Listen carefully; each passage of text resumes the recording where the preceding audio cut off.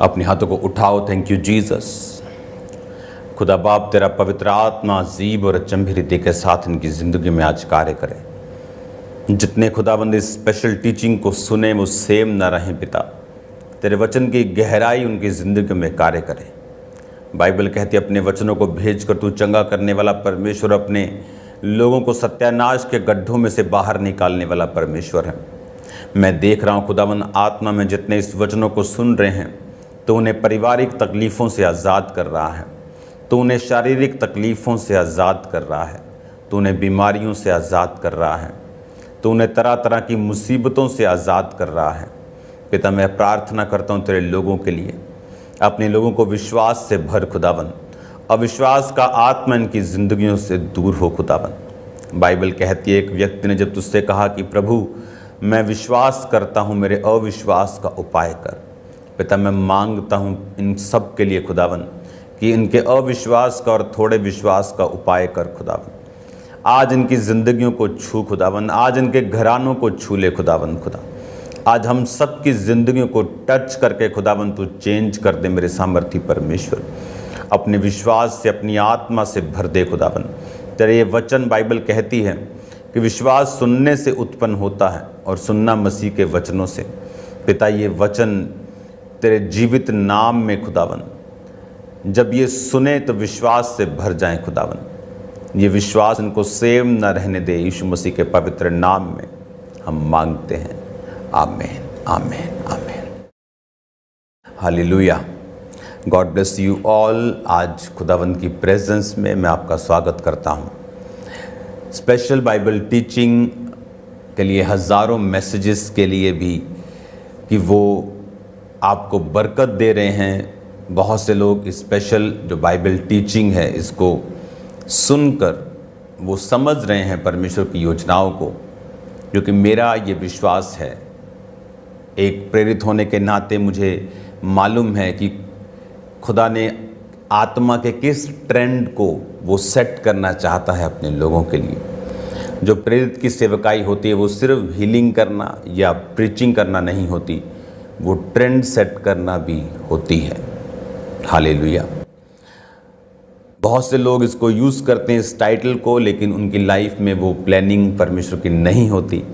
और मैं इसको यूज़ नहीं करना चाहता था, लेकिन बार बार फोर्सफुली परमेश्वर के कई भविष्यद्वक्ताओं के द्वारा बोलने के बाद फिर मैंने इसे यूज़ किया था।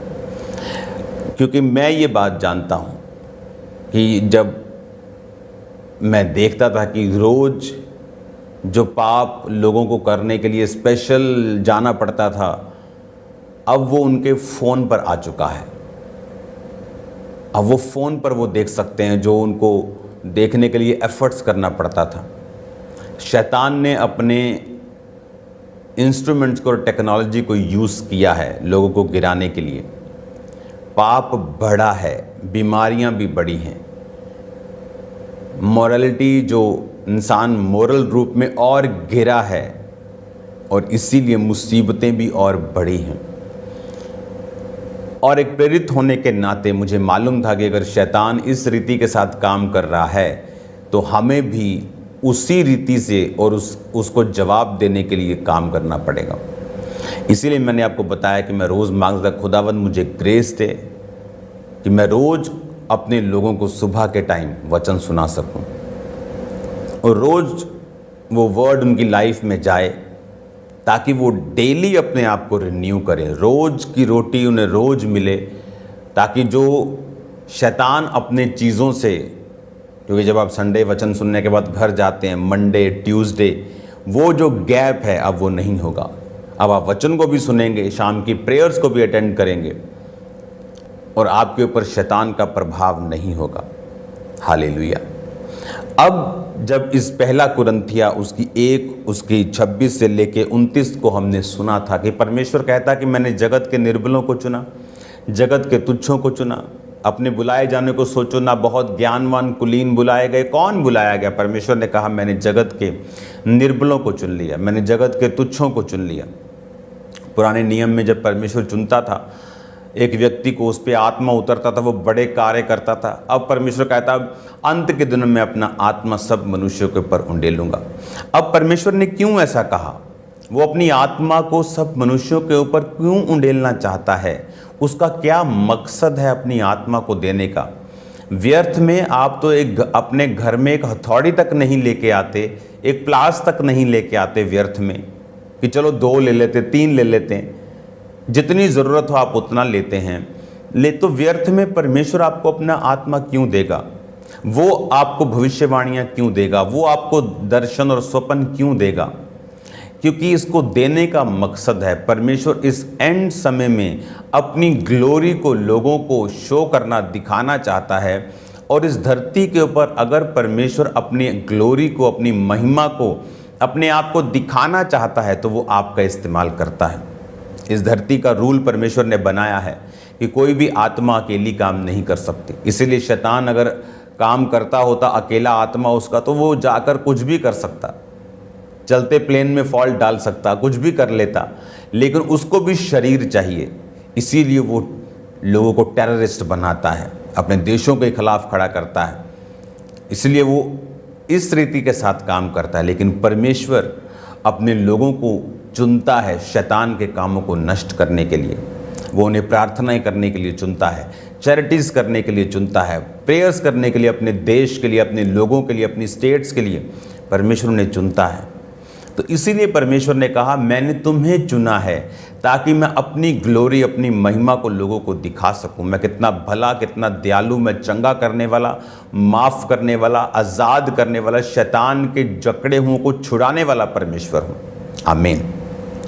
अब हम जब पहला कुरिन्थिया 1 उसकी 26 से 29 अब आप पढ़ेंगे घर अपने बाद में इस टीचिंग के, और आप इस वचन को ध्यान से समझेंगे। और अब मैं ये चाहता हूँ कि आप उत्पत्ति को निकालें, उत्पत्ति 29 उसकी 31 आयत। उसमें लिखा है, जब यहोवा ने देखा कि लिया अप्रिय हुई तब उसने उसकी कोख खोली और राहेल बांझ रही। इसहाक के 2 बच्चे हुए, एसाव, याकूब। और बाइबल कहती जो एसाव था वो एक रफ एंड टफ मैन था। बाइबल कहती वो रुआर पुरुष था, बालों वाला पुरुष, रफ एंड टफ, धनुर्धारी यानी धनुष चलाने वाला, शिकार करने वाला, बहुत ही फास्ट, बहुत ही अमेजिंग इंसान था। और लिखा दूसरा बच्चा जो याकूब था वो सीधा था, भेड़ बकरियों को चराता था। और वचन कहता है एक दिन जब याकूब दाल पका रहा था तो एसाव आया और उसने कहा तू क्या पका रहा है ये लाल वस्तु। उसने कहा ये दाल है। उसने कहा ये दाल और रोटी मुझे दे क्योंकि मैं भूख से मरा जा रहा हूँ। याकूब ने कहा मैं ये दाल और ये रोटी तुझे दे दूंगा, तू अपने पहलौठे होने का अधिकार मुझे दे दे। क्योंकि वो जुड़वा थे लेकिन पहले एसाव जन्मा था। तो वचन कहता है कि उसने अपने पहलौठे होने के अधिकार को तुच्छ समझा और उसने याकूब को वो अधिकार देकर रोटी खाई, दाल खाई और वहाँ से वो चला गया। जब आशीष पाने का समय आया, जब इसहाक बूढ़ा हो गया और उसने कहा कि एसाव तू बड़ा है, जा और शिकार करके लेके आ और ताकि मैं खाऊं और कोई अच्छी वस्तु खाकर मैं तुझे आशीर्वाद दूं। इसहाक खरबोंपति इंसान था, तो वो कोई ऐसा मत समझना कोई गरीब इंसान कह रहा है कि मुझे कुछ खिला तो मैं तुझे आशीर्वाद दूँ कि रब तेरा हुन पड़ा करे। नहीं, ऐसा नहीं था। वो अपनी फेवरेट चीज़ कोई मांग रहा था कि उसे खाकर वो अंदर से खुश हो, वो उसकी स्पिरिट हिले और वो उसके बाद वो अपने वचनों को एसाव को दे। लेकिन उसकी माँ ने सब कुछ सुना। याकूब को उसने धोखे से भेजा कि जा तू वो बरकत ले ले। उसने बकरी के बच्चों की खाल उसके इधर इधर सब जगह करके उसको भेज दिया। और उसने जब पूछा कि तू कौन है, उसने कहा मैं तेरा बेटा हूँ एसाव और तेरी फेवरेट डिश को लेके आया हूँ। उसने कहा जब टटोल कर देखा कि हाँ कि बोली तो मुझे याकूब जैसी लगती है लेकिन हाथ तो बॉडी एसाव जैसी है। और उसी के कपड़े डाल के वो आया था, माँ ने दे दिए थे। और जब उसने हक किया तो उसके कपड़ों की सुगंध पाकर उसने उसे बरकत दी और उसे कहा कि तुझे परमेश्वर यहोवा आशीष दे। उस बरकत को हम पढ़ेंगे। तो उसने कहा 27 आयत में, उसने निकट जाकर उसको चूमा और उसके वस्त्रों का सुगंध पाकर उसे आशीर्वाद दिया। देख मेरे पुत्र की सौगंध जो ऐसे खेत की सी है जिस पर यहोवा ने आशीष दी हो। परंतु परमेश्वर तुझे आकाश से औंस, भूमि की उत्तम से उत्तम उपज और बहुत सा अनाज और नया दाख मधु दे। उसने कहा परमेश्वर तुझे आकाश से औंस दे, भूमि की उत्तम से उत्तम उपज, यानी उसकी ज़मीन एक ऐसे स्थान पर हो जहाँ पर औंस आए टाइम पर, ताकि वो भूमि सींची जाए। और उसने क्या कहा कि उत्तम से उत्तम उपज, यानी ऊपर भी तेरे बेस्ट हो और नीचे धरती जो ज़मीन तुझे मिले। आप याद रखना ये उस समय की बात है जब साइकिल भी, आई थिंक साइकिल शायद होते होंगे, आई थिंक डोंट कि साइकिल होते हैं कि नहीं, तब आई थिंक साइकिल भी नहीं थे, रथ शायद होते होंगे। हाँ, रथ भी शायद ना हो, इतनी पुरानी बात है ये। तो मेन मेरे कहने का मकसद है कि उस समय जो मेन लोगों का काम था वो था जानवर, होम स्टॉक, जो हम हाउस वाले जो जानवर होते, जो गाय, जो भैंस, जो भेड़ें, और ज़मीन से निकलने वाली फसल, ज़मीन से निकलने वाली धातुएं, हथियार, लकड़ी का काम करने वाले लोग, मिस्त्री, कुछ ही काम थे पूरी दुनिया में। कोई इंडस्ट्री नहीं थी, कोई नैपकिन्स नहीं बनाने, कोई कैमरा नहीं बनाना, कोई लाइट नहीं बनाने, कोई बिजली नहीं थी, कुछ नहीं था। तो उस समय की बेस्ट ब्लेसिंग्स उसको दी गई, उत्तम से उत्तम उपज, बहुत सा अनाज। बहुत सा अनाज मतलब बहुत सा पैसा, बहुत सी इंश्योरेंस, और नया दाख मधु दे। और राज्य राज्य के लोग तेरे अधीन हों, देश देश के लोग तुझे दंडवत करें, तो अपने भाइयों का स्वामी हो। तेरी माता के पुत्र तुझे दंडवत करें, जो तुझे श्राप दे वो आप श्रापित हो, जो तुझे आशीर्वाद दे वो आशीष पाएं। जैसे ही आशीर्वाद इसहाक याकूब को दे चुका, याकूब अपने पिता इसहाक के सामने से निकला ही था तो एसाव अपनी डिश लेकर, आहेर लेकर वहां पहुंचा। वह भी स्वादिष्ट भोजन बनाकर अपने पिता के पास ले आया और उससे कहा, हे मेरे पिता, उठकर अपने पुत्र के अहेर का यानी शिकार का मांस खा, ताकि मुझे तू जी भर के आशीर्वाद दे। उसके पिता इसहाक ने पूछा, तू कौन है? उसने कहा, मैं तेरा जेठा पुत्र एसाव हूँ। तब इसहाक ने अत्यंत थर थर कांपते हुए कहा, फिर वह कौन था जो शिकार करके मेरे पास ले आया था, और तेरे आने से पहले सब कुछ मैंने उसमें खा लिया और आशीर्वाद दिया, और उसको आशीष लगे भी रहेगी। आप जानते हैं ऐसा क्यों हुआ? ऐसा प्रभु ने क्यों होने दिया? क्योंकि टेक्निकली ये आशीष का हकदार याकूब ही था, क्योंकि एसाव ने अपने पहलोठे होने के अधिकार को बेच दिया था। एसाव एक रफ एंड टफ आदमी था। मोस्टली जब इंसान बहुत ताकतवर होता है पैसे में, शरीर में, उसे लगता है परमेश्वर की जरूरत नहीं। एसाव एक ऐसा व्यक्ति था जो आत्मिक चीजों को, आत्मिक बातों को अपनी जिंदगी में हमेशा नीचा रखता था। आत्मिक चीजों के लिए एसाव की लाइफ में बहुत स्थान नहीं था, और इसीलिए जब वो दाल और रोटी पका रहा था तो उसने कहा, पहलोठे होने में क्या है, मैं ताकतवर बंदा हूं, कमा सकता हूं, खा सकता हूं, पैसा, बिजनेस करने की मुझे नॉलेज है। ये सब आत्मिक चीज़ें, पहलोठा बड़ा क्या और छोटा क्या, इंसान मेहनती होना चाहिए। पर उसे ये नहीं मालूम था कि मैं रोटी के बदले में अपना अधिकार पहलोठे बड़े होने का दे रहा हूँ, क्योंकि जो बरकत इसहाक ने सोची थी वो एसाव के लिए थी। पर एसाव जो, अगर आज हम क्या बोलते हैं, अब्राहम, इसहाक, याकूब के परमेश्वर, एसाव को क्यों नहीं बोलते? एक्चुअल में अब्राहम, इसहाक और एसाव के परमेश्वर हम कहते, अगर एसाव अपने पहलोठे होने का पद, अधिकार, सीट ना बेचता और उस सीट के ऊपर छोड़ता ना, और अब उस सीट के ऊपर याकूब आया, और अब हम बोलते हैं अब्राहम, इसहाक और याकूब के परमेश्वर। परमेश्वर की योजना पहलोठों पर होती है। दाऊद पर परमेश्वर की कोई भी योजना नहीं थी। दाऊद के सबसे बड़े भाई को परमेश्वर ने इज़राइल का राजा होने के लिए चुना था, और शायद इसी मकसद से परमेश्वर ने उसे सेना में भेजा हो। लेकिन बाइबल कहती वो तुच्छ गिना गया क्योंकि उसने परमेश्वर के वचनों को नहीं समझा, और वो गिर गया। पहला गिरा तो दूसरे पे आई, दूसरा गिरा तीसरे पे, हर व्यक्ति गिरता गया और वचन पूरा हुआ, एक भी धर्मी नहीं। और फिर बाइबल कहती है कि दाऊद को परमेश्वर ने चुना राजा होने के लिए। और इसी तरह से जब बाइबल कहती है कि 34 आयत में, पिता की ये बात सुनकर एसाव ने अत्यंत ऊंचे दुख भरे स्वर से चिल्लाकर अपने पिता से कहा, हे मेरे पिता, मुझे भी आशीर्वाद दे। अब ये आशीर्वाद मांग रहा है।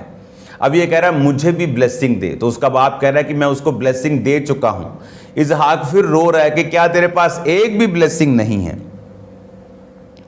38 आयत में लिखा है, एसाव ने बाप से कहा, हे मेरे बाप, क्या तेरे मन में एक ही आशीर्वाद है?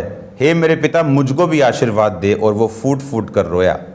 उसके पिता इसहाक ने उससे कहा, सुन, आगे मैं पढ़ता हूं, इस लाइन को मैं कंप्लीट कर लूं। वो फूट फूट कर रोया।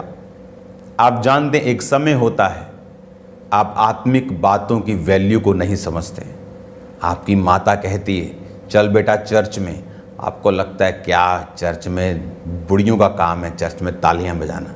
वेले लोग जाते हैं चर्च में, और आप अपने टैलेंट में बिजी हैं, अपनी पढ़ाई में बिजी हैं, अपने आप को ट्रेडिंग में बिजी हैं। लेकिन एक समय आता है गिरावट का, क्योंकि जिसके साथ यहोवा नहीं हमने देखा है। मिलियंस ऑफ फॉलोअर्स जिसके लिए लोग भूखे हैं, नंगे तक हो जाते हैं इंस्टाग्राम पे, वो पाने के बाद भी लोग सुसाइड कर गए। सब कुछ होने के बाद भी एक व्यक्ति बहुत सक्सेसफुल बॉलीवुड का क्या कह रहा है कि मुझे बताया गया कि सक्सेसफुल होने के बाद मैं खुश हो जाऊंगा, पर कहता जब मैं बहुत सक्सेसफुल हो गया तब भी मैं खुश नहीं था। तो मैं बड़ा हैरान हुआ कि मैं अभी भी खुश नहीं हूं। और आप चाहते हैं उनके जैसा बनना, जो खुश नहीं हैं आप उनके जैसा बनना चाहते हैं। एसाव भी ऐसा ही था, पावरफुल, बुद्धिमान। शिकार खेलने का मतलब माइंड बहुत तेज है।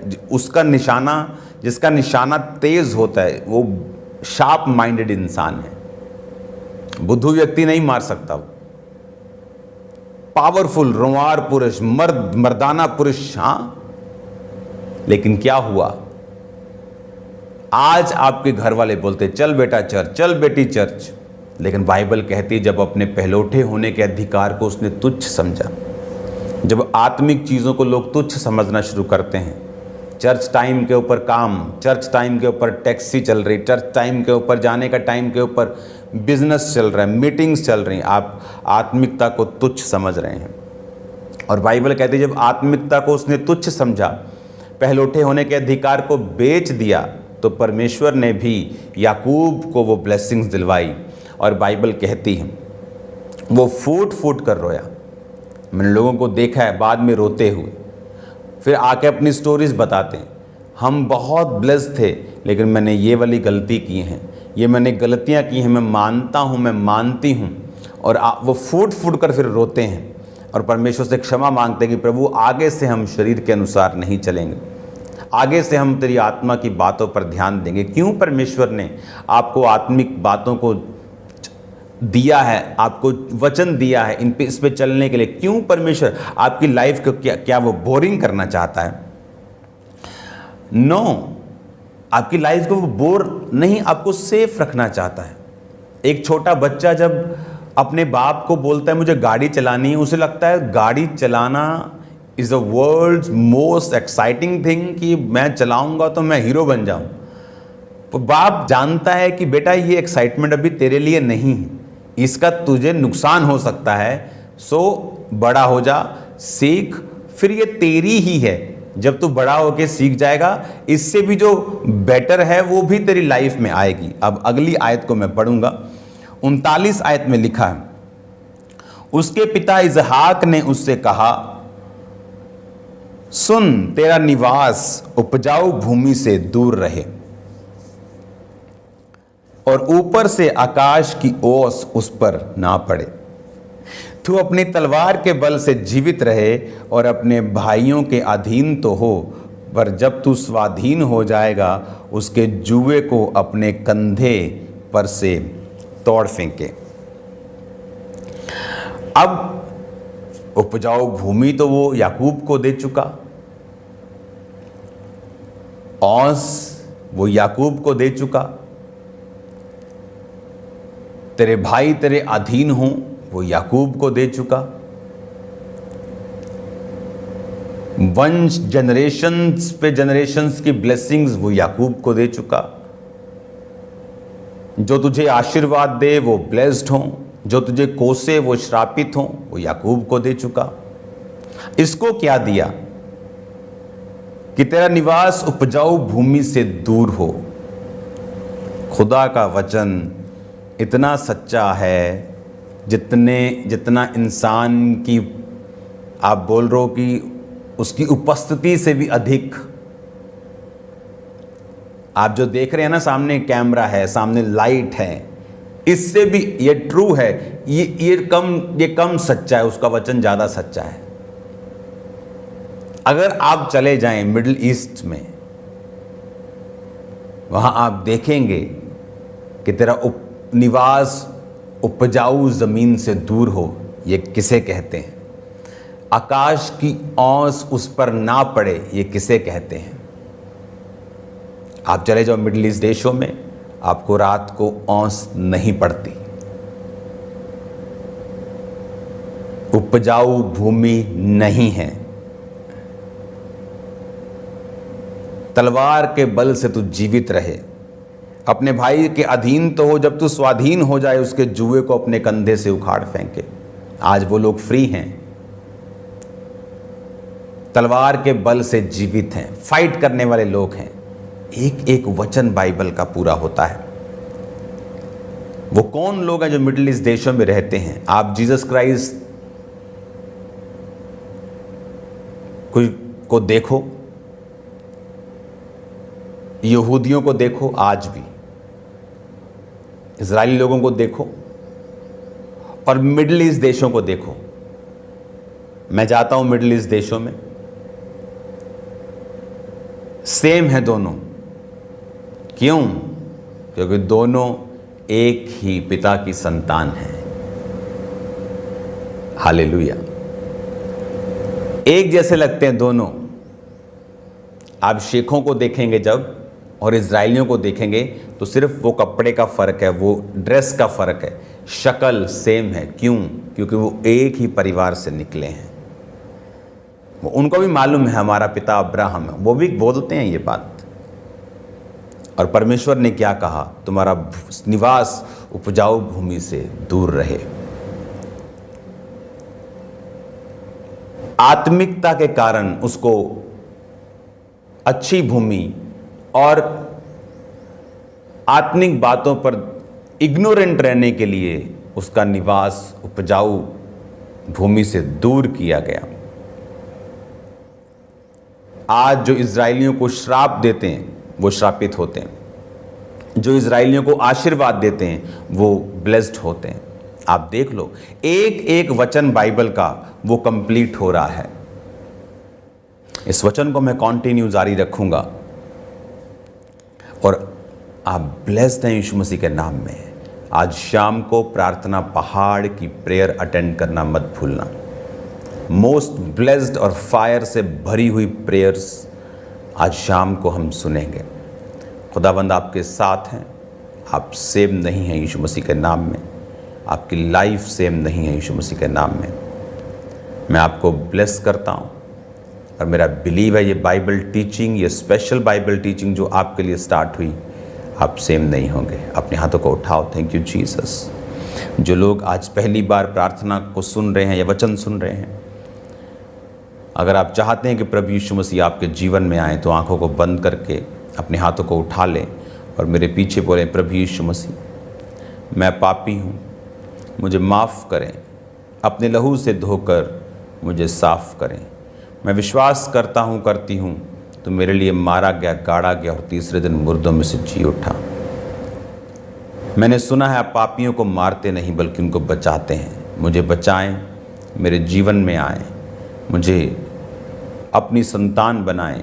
आप मेरे उद्धार करता हैं प्रभु यीशु के नाम में। आमीन आमीन। मैं आपको इनकरेज करता हूँ एक जीवित चर्च जाने के लिए, क्योंकि एक बच्चे के जन्म के बाद एक टाइम पर माता पिता उसे स्कूल कॉलेज भेजते हैं। तो चर्चिस, खामरा चर्च में आपका स्वागत है। अगर आप खामरा चर्च का हिस्सा बनना चाहते हैं, एड्रेसेस आपके सामने आएंगे। आप किसी भी चर्च में जा सकते हैं, इंडिया में, किसी भी स्टेट में, पंजाब में, फॉरेन में, आप जहाँ भी हैं, एक जीवित चर्च को अटेंड करें, उसका हिस्सा बने, सेवा करें। खुदावंद आपको सेम नहीं रहने देगा। God bless you all. आज शाम को मिलते हैं फायर फिल्ड प्रेयर के साथ, प्रेयर माउंटेन्स की प्रेयर के साथ। आप सेम नहीं होंगे। God bless you all. जय मसीह की सबको।